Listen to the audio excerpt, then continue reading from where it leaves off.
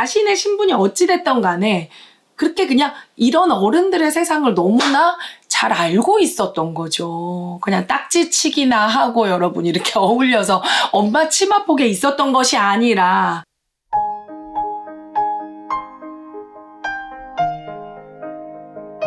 여러분 안녕하세요. 반갑습니다. 전국민의 음악 코치 이기현입니다. 오늘은요 여러분들께서 제목은 많이 들어봤어요. 근데 사실 그 오페라 잘 내용은 모르겠어요 하시는 분들을 위해서 모차르트의 오페라 제가 너무너무 사랑하는 작품인데요. 피가로의 결혼을 짧고 굵게 빨리 간단하게 한번 정리를 해드리도록 하겠습니다. 여러분 피가로의 결혼 제목 그대로 말 그대로 피가로가 결혼을 하느냐 마느냐 이것이 문제로다. 결혼하신 분들은 아시죠? 뭐 쉽게 저희는요 아예 그냥 결혼을 천생연분이라서 아무 어려움 없이 결혼을 했어야 하시는 분들도 계시겠지만 어찌됐든 이 결혼은 두 사람이 하는 게 아니잖아요. 이 두 사람의 사랑도 중요하지만 주변에 있는 모든 상황, 환경 또 여러 가지 얽혀있는 이 문제들 때문에 사실 결혼이 그렇게 쉽지가 않은데 피가로도 어떤 문제 때문에 이렇게 결혼을 하는 게 쉽지 않은지 한번 간단하게 살펴보도록 하겠습니다. 어쨌든 여러분들께 좀 팁을 드리자면 피가로가 결혼에 성공을 할까요 안 할까요? 이게 오페라 부파 굉장히 재미있는 희극 오페라이기 때문에 이런저런 일들을 겪어서 피가로가 결혼을 하긴 합니다만 결혼까지 가는 과정이 너무 쉽지 않습니다. 이게 어렵습니다 여러분. 한번 이 오페라 내용 전체를 다 이해를 하려면 너무 어려워요. 이게 꼬여져 있어요. 날 쫓아다녔던 여자가 알고 봤더니 내 엄마예요. 막 기가 막히잖아요, 여러분. 그 아주 큰 관통하고 있는 줄거리 외에 가지치기로 나와 있는 그 내용이 너무 많기 때문에 이거를 다 이해하려면 시간이 오래 걸리니까 오늘은 한번 모차르트가 이 오페라를 쓰게 된 배경과 함께 피가로의 결혼에 나오는 11명의 등장인물을 조금만 여러분들이 기억을 해주셔도 오페라를 이해하시는 데는 많은 도움이 되니까 함께 살펴보도록 하겠습니다. 먼저 모차르트가 이 피가로의 결혼을 쓴 그 연도가 1786년도. 모차르트가 35살에 세상을 떠났으니까 86년도 30살에 여러분이 이 오페라를 썼거든요. 제가 이렇게 한번 제 삶을 뒤돌아보니 절대 뭐 제가 모차르트에 비교할 위인은 절대 아니지만 내가 30살 때는 뭐를 하고 있었을까? 제가 이태리에서 유학을 하고 있을 때이긴 한데 모차르트는 저하고는 진짜 차원이 다르더라고요. 그때만 해도 제가 30살인데도 애송이였죠. 세상을 모르는. 그냥 유학을 하면서 전전긍긍. 그냥 내 앞가림 하나도 잘 못해서 이걸 어떻게 살아가야 되나. 지금 생각하면 별일 아니지만 요만한 일에도 그냥 세상 짐은 제가 다 지고 가는 것처럼 참 애송이였었는데 모차르트는 30살인데도 불구하고 이렇게 인간의 심리, 여기 11명의 등장인물이 있는데요, 여러분. 한 명 한 명의 심리, 인간의 본성, 또 어떻게 보면 약간 좀 성적인 이런 좀 에로틱한 이런 게 많이 있거든요. 모차르트 오페라에는. 요거를 좀 그런 귀족들에 대한 비판과 함께 성적인 도덕성을 좀 비판하는 귀족들을 요런 거를 아주 음악으로 또 대본도 짜임새 있게 명작이잖아요. 이게 30살의 나이에 작곡을 했다? 이게 믿겨지지 않을 만큼 어떻게 보면은 이렇게 어린 나이에 이런 심리를 잘 무르익어서 완숙하게 표현을 했을까를 생각을 해봤더니 천재 작곡가라고는 뭐 말해봤자 이제 입이 아프죠. 어렸을 때부터 이제 오스트리아에서 짤츠부르크에서 태어났는데 여러 도시를 거쳐서 다른 나라까지 천재 작곡가로 귀족들 당연히 만나고 지금으로 따지면 뭐 어디 재벌가에서 유명하신 분, 또 어디 장관, 국무총리, 다른 나라 대통령, 그러니까 워낙 어른들의 세계, 잘난 사람, 돈이 많은 사람을 그냥 본인이 경험으로 이렇게 숙이고 들어가고 내가 보지도 못했던 옷을 선물로 받고 이렇게 귀한 만찬에 초대되고 자신의 신분이 어찌됐던 간에 그렇게 그냥 이런 어른들의 세상을 너무나 잘 잘 알고 있었던 거죠. 그냥 딱지치기나 하고 여러분 이렇게 어울려서 엄마 치마폭에 있었던 것이 아니라 어른아이, 성숙하지 않은 듯하지만 자신이 살아나가는 이 처세술은 다 할 줄 알았던 모차르트. 그렇게 잘 보여야 되는 거는 아는 똑똑한 아이지만 너무너무 싫었죠. 그 귀족들의 세상. 그냥 늘 편지를 보면 어렸을 때에도 누나나 부모님께 제가 연주를 하고 있는데 귀족들은 그냥 웃고 떠들고 있고 제가 벽에다 대고서 연주를 하고 있는 것 같았어요.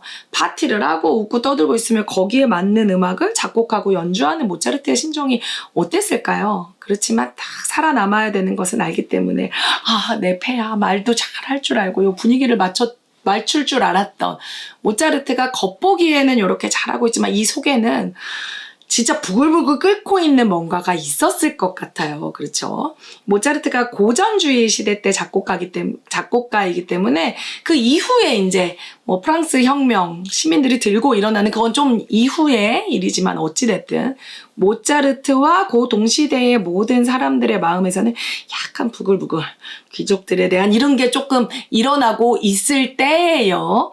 그때 여러분 프랑스에서는 보마르쉐라는 작가가 이제 원래 연극을 위해서 3부작 작품을 만들었거든요. 1부가 세빌리아의 이발사, 나중에 이제 로시니 또 파이지엘로의 작품 오페라로도 만들어졌는데 거기서 2부가 바로 피가로의 결혼입니다.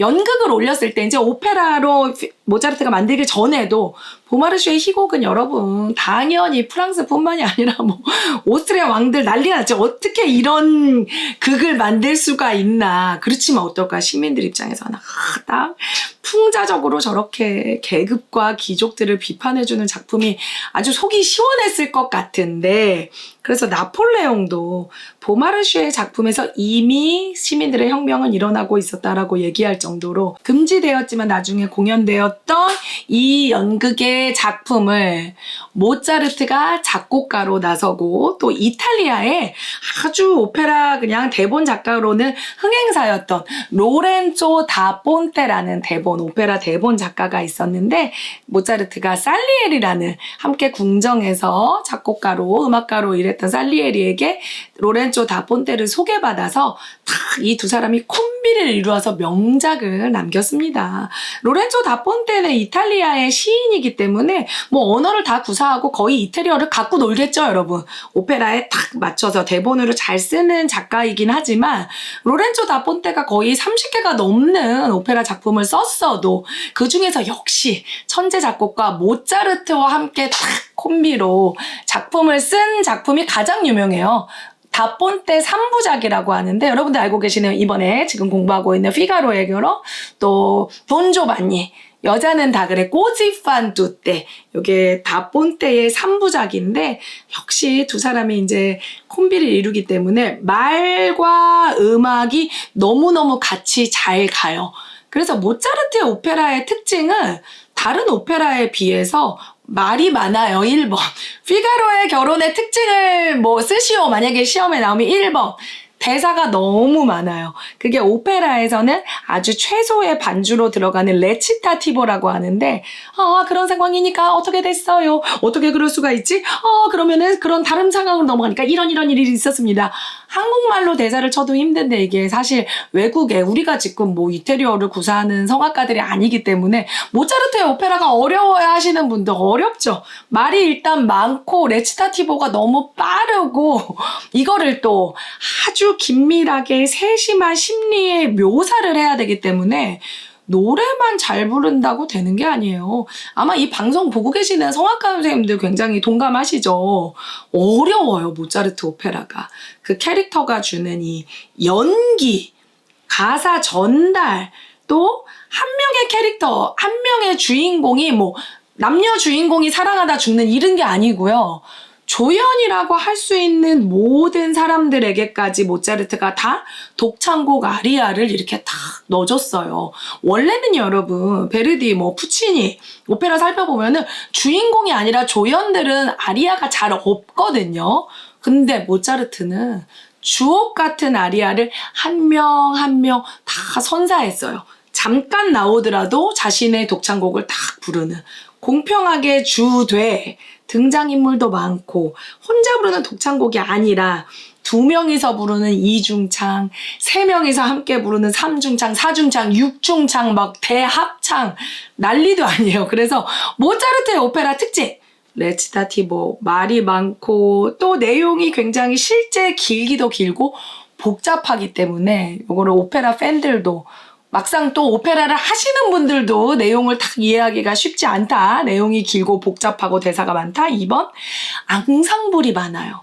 한 명이 주인공이 끌고 가는 게 아니라 듀엣, 뭐 3중창, 4중창, 6중창 계속 나옵니다. 중창으로 상황을 앙상블로 표현을 많이 했고, 3번째, 아주 연기력을 필요로 하기 때문에 심리적인 내가 이 백작의 역할 아니면 피가로의 역할을 맡았다 그러면은 공부를 많이 하셔야 될 것 같아요. 전공을 하시는 분들은. 그리고 만약에 내가 피가로의 결혼을 한번 오페라 극장에 가서 보고 싶어요 하시는 분들은 좀 사실은 어렵거든요. 그러니까 이거를 막 다 이해해서 간다고 생각하지 마시고 1막, 2막, 3막에 쭉 나오는 그 오페라에 나오는 등장인물들의 아리아 혹은 이중창, 중창들 노래 위주로 조금 알아가시면 더 이해하기가 쉬울 것 같습니다. 그럼 먼저 등장인물을 한번 살펴볼게요. 제일 중요한 피가로의 결혼이죠. 피가로. 거의 오페라 작품에서는 테너들이 주인공을 맡는데 여기에서 피가로는 약간 베이스 바리톤, 바리톤이 주인공을 맡고요. 피가로의 아주 이제 결혼을 약속한 약혼녀죠. 수잔나 역할은 소프라노가 맡습니다. 이 피가로와 수잔나는 백작과 백작 부인의 하인과 하녀예요. 그러니까 캐릭터가 어떨까요? 딱 무게를 잡는 사람들이 아니에요. 피가로도 계속 뛰어다니면서 굉장히 밝고 또 경쾌한 이미지, 재치가 있는 이미지를 주기 때문에 저음을 잘 내는 베이스 바리톤에서도 약간은 좀 가벼운 스타일, 그리고 수잔나도 백작 부인의 하녀이기 때문에 마님 그렇습니까? 빨리빨리 돌아다녀야 되잖아요. 소프라노 중에서도 좀 가벼운 목소리를 가진 레제로가 맡습니다. 그리고 두 사람은 어떨까요? 굉장히 기지가 있고 재치가 있는 또 밝은, 어떻게 보면 자꾸만 음흉하게 수잔나를 이렇게 호시탐탐 노리고 있는 은큼한 백작을 좀 골탕 먹여야 되기 때문에 소리도 밝고 캐릭터 자체가 좀 빨리 무대에서도 많이 뛰어다녀야 돼요, 여러분. 활동성이 있는 이런 스타일. 하인, 피가로, 하녀, 또 수잔나가 이렇게 나오고요. 이 피가로의 결혼을 자꾸만 맡고 있는, 어떻게 보면 이 주인공이에요. 피가로, 수잔나, 그 다음에 백작이 나옵니다.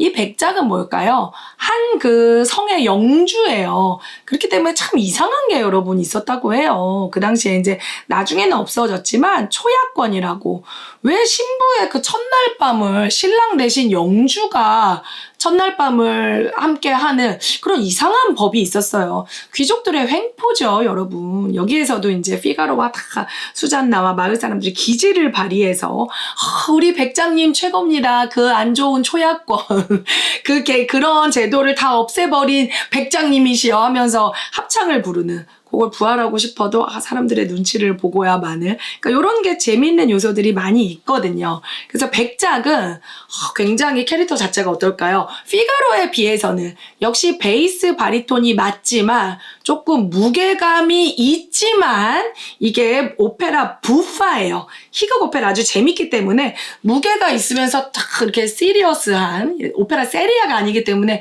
심각한 캐릭터가 아니고요. 백작 역시 어떨까요?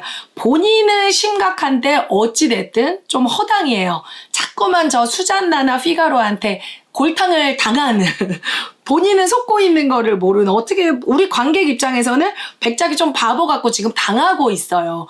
그게 바로 이 피가로 결혼의 매력이라고 할 수 있죠. 진짜로 백작이 하고 싶은 대로 다 하고 다 힘과 권력을 휘두르면 재미가 없을 텐데 서민들 입장에서 보면 당하고 있네, 아이고 고소하다, 요런 좀 쾌감을 우리에게 불러일으켜주는 그런 역할을 해야 되기 때문에 또 백작이 어려워요. 막 심각하게만 가면 안 되고 본인은 권위를 내세우고 있지만 바보처럼 뒤에서는 당하는, 좀 재밌게 표현을 해줘야 되는 아주 좋은 이런 연기력을 요구하는 사람이고, 백작에 이제 백작 부인이 나오겠죠. 백작 부인 어떨까요? 당연히 기품 있는, 그렇지만 어때요? 자신의 남편 백작은요, 나만 그냥 사랑해주겠다고 그렇게 난리를 치더니 지금은 어떨까요? 마음이 변해서 그냥 오죽하며 자신의 하녀인 수잔나, 피가로와 이제 결혼을 앞두고 있는 수잔나에까지 흑심을 짓고 품고 있는, 그러니까 되게 외롭고 결혼 생활이 되게 무료하고, 백작 부인은 그렇기 때문에 소프라노 중에서도 수잔나처럼 통통 튀는 레제로가 맞는 것이 아니라 좀 리리고 풍성하고 서정적인 소리를 내는 소프라노가 맞기 때문에, 여러분 캐릭터가 이렇게 대비되는 거 아시겠어요? 백작 부인은 조금은 슬프고, 어떻게 보면 수잔나는 발랄하고 백작 부인은 약간 우울하게 좀 가라앉혀 있는 분위기, 이런 분위기가 대비가 되고요. 피가로와 수잔나, 백작과 백작 부인, 요 두 사람들 외에 아주 주인공은 아니지만 피가로의 결혼에 있어서는 너무너무 중요한 역할을 하는 캐릭터가 바로 케루비노입니다.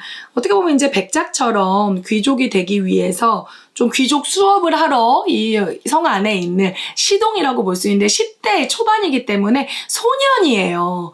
소년이지만 어떨까요? 지금 사춘기에 여자만 보면 막 어떻게 해야 될지를 모르는 사춘기에 열병을 앓고 있는 소년이기 때문에, 여러분 우리 왜 그런 거 있잖아요. 어린이들이 보는 만화에서도 너무 애기들 역할은 여자 성우가 애들 역할을 하죠. 변성기 지나기 전에 소년들은 엄마 저 갔다 올게요, 뭐 짱구라든지 이런 거 보면은 진짜 남자 성우가 하지 않고 여자 성우가 소년의 목소리를 내는 것처럼, 여기서 보면 케르비노가 소년이란 말이에요. 그러니까 진짜 남자 성악가가 나오는 것이 아니라 바지 역할이라고 하는데, 메조 소프라노 여자가 남장을 하고 바지를 입고 나와서 소년, 10대 소년 케루비노의 역할을 맡습니다.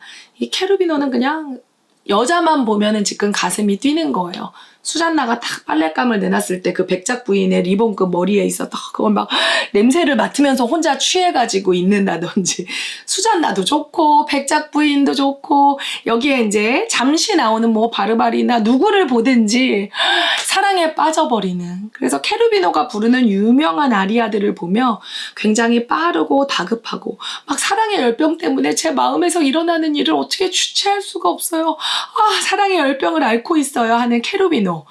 긴박한 이런 느낌을 주는데, 이것이 그냥 어떻게 보면 사랑의 감정, 막 두근거리는 감정을 표현한 게 표면적으로는 맞지만, 여러분 이 당시에 아까 앞에 설명드린 것처럼 귀족들과 이 계급 사회에 대한 비판 횡포를 어떻게 하면 좀 이제 시민혁명이 일어나기 전에 마음으로 툭툭 울렁거리는 단단단단단단단단단단 일어나고 있는 그 캐릭터를 어떻게 보면 모차르트와 대본 작가 로렌조 다 폰테가 케루비노의 캐릭터의 음악에 약간은 투영시킨 게 아닐까 하는 그런 생각도 들을 만큼, 케루비노 메조소프라노가 맞는데 중요한 캐릭터이고 음악도 참 중요합니다.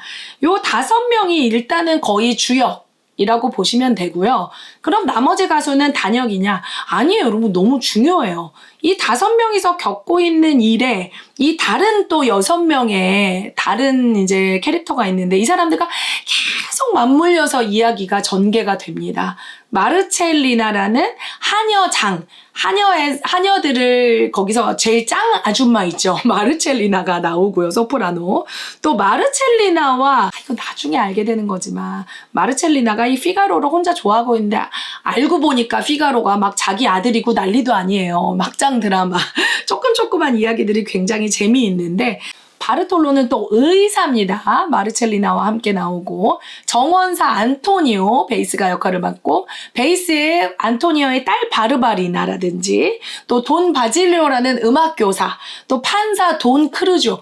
여러분 이렇게 다 따지면은 한 11명의 캐릭터가 나와요. 이 사람들이 계속 독창, 아리아, 중창, 이중창, 삼중창 막 여러 가지 일들이 일어나는, 그래서 굉장히 합이 잘 맞으면 되게 재미있지만, 이 내용을 성악가들도 숙지하지 못하고 캐릭터나 연기를 제대로 표현하지 못하면 정신이 없고 관객 입장에서도 너무 어려운 오페라 아니야 생각할 수도 있지만 이걸 여러분 음악과 맞물려서 좋은 연기를 보여주신다면 저는 피가로 오페라를 한 작품을 꼽아라 그러면 너무 어려운데 오페라 최고의 오페라죠 여러분 진짜.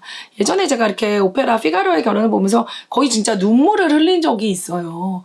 그 내용이 막 슬프고 이게 아닌데 어떻게 이렇게 표현을 했지? 막 케루비노가 어디에 숨어 있는 장면, 막 백작에게 이제 옷장에 막 숨어 있는다든지 소파 밑에 이렇게 숨어 있고 이런 장면들이 많이 있는데 음악으로 너무너무 잘 표현을 했어요. 긴장감 있게 퇴장을 한다든지 급하게 등장을 한다든지 다 같이 뭐 용서를 구하면서 노래를 부른다든지 긴박한 상황 빠르게 느리게 이거를 그냥 예측하는 음악으로 가는 것이 아니라 모차르트는 그냥 거의 마디 단위로 바뀐다고 해도 과언이 아닐 정도로 막 복수를 할 것이다. 이 사람을 가만 안 놔둘 것이다. 내 사랑이여 다시 돌아와 주세요. 사랑에 뛰고 있는 이 감정을 어떡할까요? 우리가 이태리말을 다 몰라도 피가로의 결혼에 나오는 아리아를 들어보시면 여러분 인간의 심리와 그 생각과 마음을 모차르트가 정말 잘 음악으로 표현한 역작이 바로 피가로의 결혼입니다. 제가 한번 여러분 다음 시간에는 피가로의 결혼에 나오는 유명한 아리아들을 한번 정리해 드리도록 하겠습니다.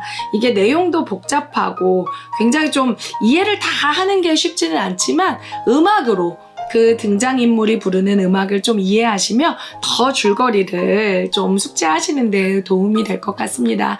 여러분 이제 여름이 지나고 이렇게 가을이 됐는데요. 아마 피가로의 결혼은 어디선가 한 번쯤은 다 공연을 하고 있을 것 같아요. 여러분들이 오페라 한 작품 보고 싶다 하실 때에는 정말 재미있게 볼 수 있는 작품이니까요. 기회가 되시면 피가로의 결혼 한번 감상을 해보시는 것은 어떨까요? 저는 다음 시간에 또 모차르트 작품 외에도 좋은 오페라 작품 또 소개로 여러분들을 찾아뵙도록 하겠습니다. 행복한 가을날 맞이하시기 바랍니다. 여러분 감사합니다.